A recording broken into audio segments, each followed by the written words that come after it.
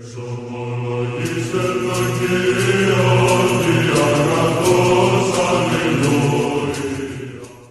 nderuar miq të dashur vëllezër dhe motra më Krishtin, Krishti unë gjallë. Ja ku jemi së bashku në takimin tonë përditshëm, komenti, shkrimi i shenjtë, jemi në datën 10 maj dhe Kishën Ortodokse në këtë datë, që bie dhe ditë e diel, në liturgjinë hyjnore na nxit të lexojmë dhe lexojmë për ne librin e Veprave të Apostujve, nga kapitulli 11 vargu 19 deri në vargun 30. Por mos u mbërkohë, le ta lexojmë dhe ta komentojmë sipas etërve. Ndërkaq që ata që ishin shpërndar për shkak të përndjekjes që nisi me Stefanin arritën deri në Fenike, në Kipër dhe në Antioki, dhe duke mos u shpallur fjalën asnjë tjetri përveç judejve. Por disa prej tyre me origjinë nga Kipër dhe nga Kirinea, kur arritën në Antioki, filluan të flasin grekëve duke shpallur Zotin Jezu. Dhe dora e Zotit ishte me ta dhe një numër i madh besoi dhe u kthyen te Zoti. Lajmi i kësaj arriti në vesh të kishës që ishte në Jeruzalem dhe ata dërguan Barnabën që shkonte deri në Antioki. Kur ai arriti, shikoi hijen e Perëndisë, u gëzua dhe i nxiti gjithë të qëndrojnë besnik Zotit me dëshirën e zemrës, sepse ai ishte njeri i mirë, plot me frymë të shenjtë dhe besim.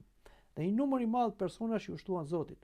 Pastaj Barnaba u nis për në Tars për të kërkuar Saulin dhe si e gjeti e çoi në Antioki.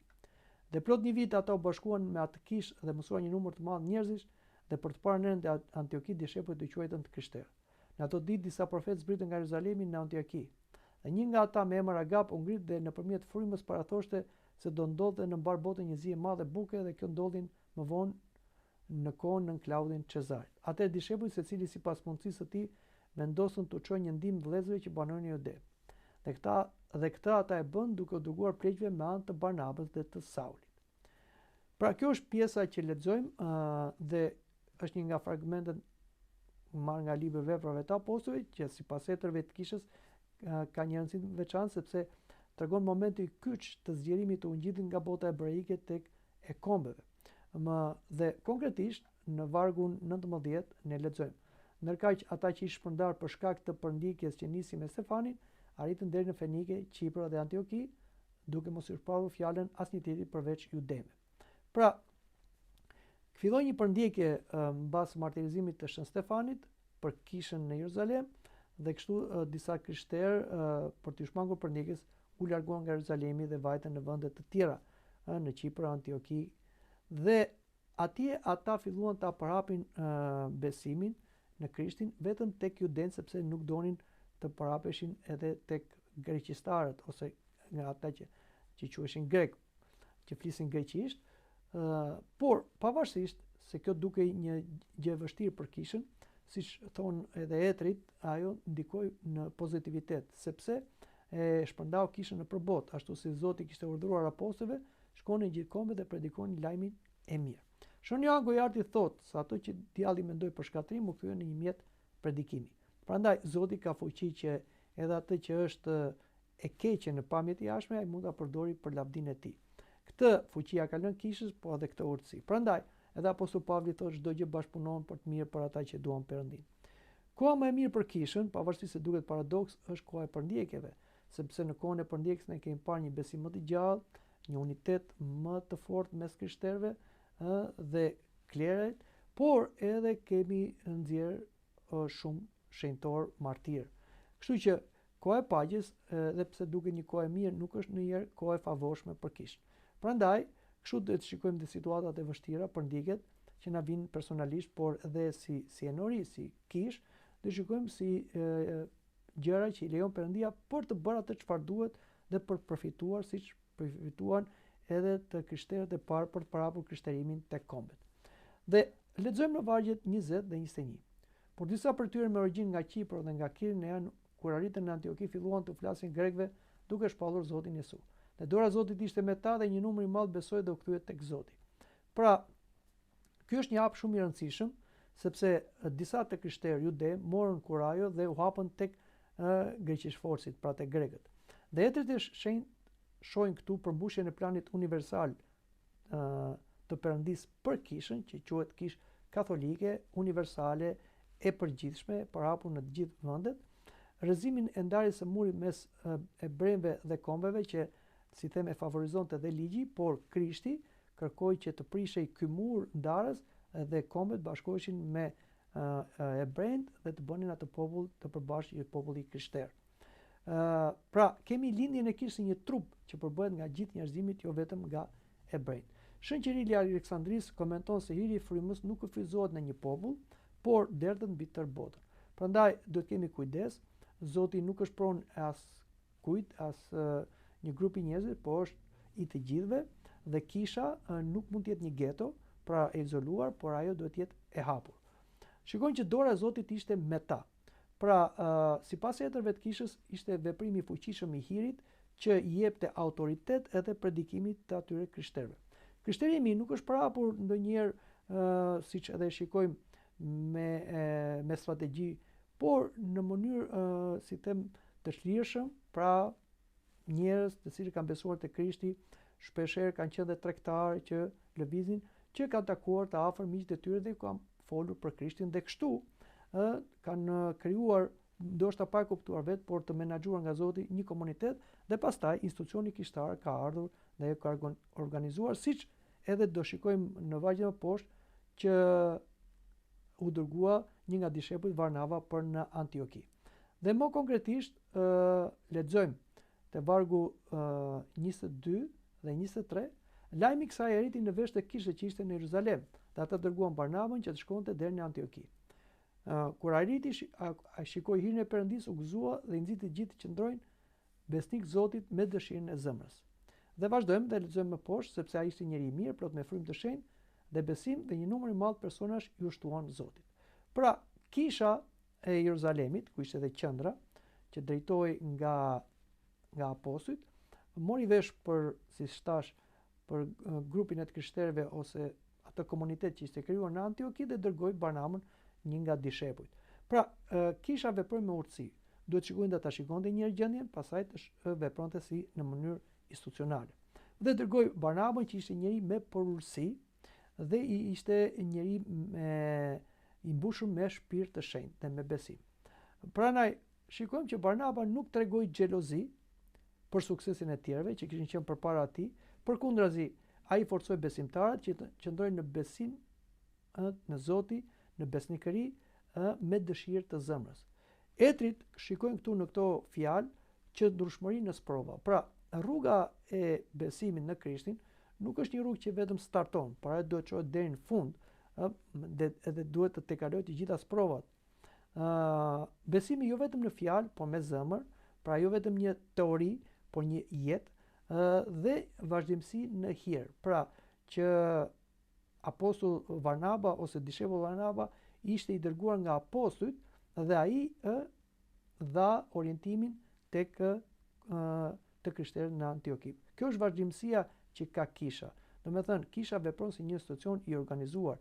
Nuk mund të ketë grupe ose celula të veçuara pa komunikuar me njëri tjetrin ose me gjitha me atë që është dhe pjesa qendrore e kishës që drejtohet, siç drejtohet nga apostujt, sot drejtohet nga episkopët. Dhe vazhdojmë dhe lexojmë në vargjet më poshtë, jemi në vargun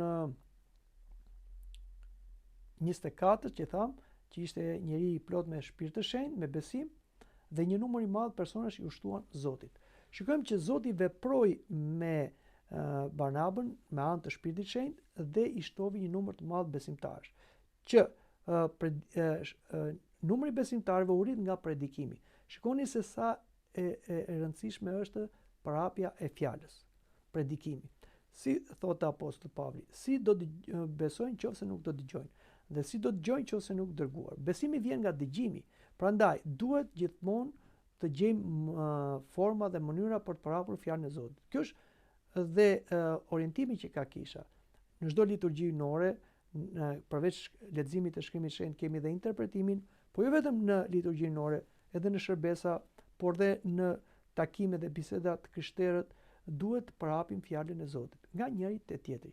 Kështu pra parapet fjala e Zotit e frymëzuar nga shpirti i shenjtë, ashtu siç ndodhi dhe në Antioki. Nuk është vetëm pjesë e institucionit ose e klerit ose teologëve, e çdo të krishteri. Çdo i krishteri i cili është pagzuar në kishën ortodokse, i katekizuar, ai është një dishepull, është një i dërguar, është një apostull, ku në familjen e vet, të afërmit e vet, të miqtë e vet, në vendin e punës së tij, dhe kështu ai bëhet një instrument. Pastaj kisha si institucion i jep formë besimit e përbush besimin me atë mistereve të saj. Por le të lexojmë dhe vargjet më poshtë, jemi në vargun 25 dhe 26. Pastaj Barnaba u nis për në Tars për të kërkuar Saulin, dhe si i gjeti e çojnë në Antioki, dhe plot një vit ata u bashkuan me atë kishë dhe mësuan një numër të madh njerëzish, dhe për të parë në herë në Antioki dishepujt të quajtën të krishterë. Pra, në këtë vargje tregon që Barnaba, që ishte njëri i përulur me një zemër të mirë dhe i frymëzuar nga Shpirti i Shenjtë, nuk qëndroi vetë. Ai kërkoi aleat. Dhe kush ishte bashkëpunëtori i tij? Ishte Sauli nga Tarsi. Ne dimë që Sauli ishte në fillim një përndjekës i kishës, pasaj aty u shfaq Zoti rrugës për Damask dhe e thiri për të qenë apostulli i kombeve. Por Sauli nuk u fut menjëherë në apostullim, sepse kishte edhe dyshime për atë. Ai u toroq për një periudhë të gjatë kohe për të medituar, për të mësuar në lidhje me Krishtin dhe për të përgatitur, dhe pastaj erdhi momenti që ai duhet të fillonte veprën apostolike. Kështu që Shpirti i Shenjtë ndriçon Barnabën dhe ai shkon e thret Saulin që ishte në Tars. Barnaba dalloi dhuntinë e madhe të Saulit, që më vonë quhet Pavli, është i njëjti person. Ai tregoi përulësi dhe solli dikë më të aftë se veti i tij. Pra, është përulësia e Barnabës, një diçka që duhet marrë për shembull, dhe ky është shembulli i bashkëpunimit në kishë. Në kishë nuk duhet të ketë rivalitet, ambicie, smir, por duhet të ketë bashkëpunim, sepse të gjithë janë pjesë e një trupi dhe të gjithë kanë dhuratat e Shpirtit të Shenjtë dhe të gjithë janë të nevojshëm për njëri tjetrin. Shënjangu e arti thekson se Barnaba nuk kërkoi të ishte i pari, por kërkoi dobinë e shumë njerëzve. Por lexojmë edhe diçka tjetër që është shumë e rëndësishme. Për të parë u quajtën të krishterë ata që ishin në Antioki. Ky është një nga vargjet më të rëndësishme. Në Antioki dishtepujt morën emrin e krishterë dhe etri thonë se nuk është thjesht një etiket, por tregon një përkatësi ndaj Krishtit. Jeta e besimtarit ishte aq e dallueshme në Antioki sa paganët i vunë emrin e atij që ata besonin, pra të Krishtit. Dhe Shën Ignati i Antiokis shkruan: nuk mjafton të quhesh i krishter, duhet jetosh i tillë që ta meritosh të emër. I krishter do të thotë, sipas etrave, njeri i vajosur në Krishtin. Pra ashtu si Krishti ishte vajosur nga Shpirti i Shenjtë, ne jemi të vajosur në emër të Krishtit, pra jemi bërë krishter. Kemi marrë shpirtin e Krishtit dhe duhet të jetojmë dhe të flasim si Krishti. Pra duhet të jemi pjesëtar të jetës së tij, të doktrinës së tij, madje të dashurisë së tij fliuese deri në kryq. Kjo të bën të krishter. Dhe kjo të dallon nga tjerët, prandaj të jesh i krishter është një titull shumë i madh, por është dhe një përgjegjësi e madhe. Por le të flasim edhe për vargjet më poshtë. Në vargjet 27-28, në ato ditë disa profetë zbritën nga Jeruzalemi në Antioki, dhe një nga ata me emër Agap u ngrite nëpërmjet frymës para thoshte se do ndodhte në botë një zi e madhe buke, dhe kjo ndodhi më vonë në kohën nën Klaudin Cezar. Pra, na flitet për një periudhë të vështirë që do të kalonte gjithë bota në atë kohë, pjesë e perandorisë romake, do kishte një zi të madhe buke. Dhe vërtet, kjo zi e madhe buke ndodhi, përmendet edhe koha e perandorit Cezar Klaudi, pra është diçka që është historike për treguar se profecia që u dha nga i krishteri ose profeti Agap ishte e frymëzuar nga Shpirti i Shenjtë. Nuk ishte një tridh, dhe profecitë besojnë kur ato realizohen. Prandaj, hiri profetik nuk ishte vetëm në dhjetën e vjetër, është dhe në dhjetën e re dhe vazhdon të jetë në kishë, por ne i cilësojmë profetët e dhjetës së vjetër sepse ata profetizuan për të treguar për Krishtin. Kurse kemi përsëri këtë hir profetik në dhjetën e re, jo për të profetizuar për Krishtin, sepse Krishti tashmë e tregoi veten e vet, por prap hiri i Shpirtit të Shenjtë i jep profeci, pra për të treguar për të ardhmen, çfarë do ndodhin, që t'i përgatisin të krishterët që mos të jenë të paprgatitur. Siç ishte edhe kjo situatë kur kjo zi e madhe buke do krijonte vështirësi jo vetëm për njerëzit pagan, por edhe për të krishterët dhe për kishën. Prandaj shumë e rëndësishme hiri profetik në kishë, dhe sot ky hir profetik vazhdon dhe kemi njerëz të cilët e kanë këtë hir, njerëz të shenjtë që lajmërojnë të krishterët për situata të vështira që vijnë që ata të përgatiten dhe mos të jenë si them në udhkryq. Dhe është e rëndësishme, siç edhe lexuam, që në situata të vështira të ketë solidaritet. Prandaj, dhe në vargjet më poshtë, ne na tregohet se si e përballuan krishterët këtë periudhë zije. Atëherë dishepujt secili sipas mundësisë së tij vendosën të çojnë një ndim vëllezëri që banon në Jude. Dhe këtë ata e bën duke u dërguar prijqve me anë të Barnabës dhe të Saulit. Pra, në këto vargje na tregohet fryma solidare e kishës, që është shumë e rëndësishme, dhe të krishterëve. Pra, zija e bukës, siç thash, do prekte edhe të krishterët, por në mënyrë të veçantë dhe të krishterët në Jeruzalem, të cilët ata ishin të izoluar dhe nuk mund të siguronin të mira materiale sepse kishin një përndjekje shumë të madhe nga judent fanatik, prandaj duheshin të ndihmoshin nga jashtë. Kjo bëri që të krishterët e Antiokiasë të mblidhin ndihma dhe t'i çonin të krishterëve në Jeruzalem. Dhe ishte në një farë mënyrë një lloj mirënjohjeje sepse nga krishterët e Jeruzalemit ju erdhi besimi në Krishtin atyre që ishin në Antioki dhe ata ja shpërblyen duke ndarë nga të mirat e tyre materiale. Ashtu si thotë Apostoll Pavli, ne ju pastrojmë shpirtërisht dhe çfarë është për juve që të na ndihmoni materialisht. Pra, kisha nuk është e izoluar. Kisha është një trup i shpërndarë në kohë dhe në hapësirë, prandaj edhe në Kishën Ortodokse, pavarësisht se kemi kisha lokale, kisha është një kishë katolike apostolike ortodokse dhe nuk duhet që ndrojnë indiferent ndaj problematikave të grupime ose kishave në vende tjera. Ashtu siç ndodhi edhe në vendin tonë në Shqipëri, ku kisha u përsekutua gjatë ateizmit, komunizmit, por ishin kishat e tjera që dhanë ndihmë dhe u menaxhuan nga kryepiskopi Anastasi dhe nga gjithë stafi për ringjalljen e kishës në mënyrë institucionale. Dhe kjo pra është një detyrë që e kanë institucionet kishtare, që është një kishë, por dhe të krishterët mes njëri tjetrit, pra nga një kishë lokale në një kishë tjetër lokale, nga një komunitet në komunitetin tjetër, duke treguar solidaritet në liri, pa imponim, sakrificë me dashuri dhe një unitet të kishës edhe pavarësisht shtrirjes në kohë dhe në hapësirë. Prandaj, kështu duhet i kuptojmë këtë fjalë që neve sot dëgjuam dhe mendoj që këtu dhe ta mbyllim edhe bisedën për sot.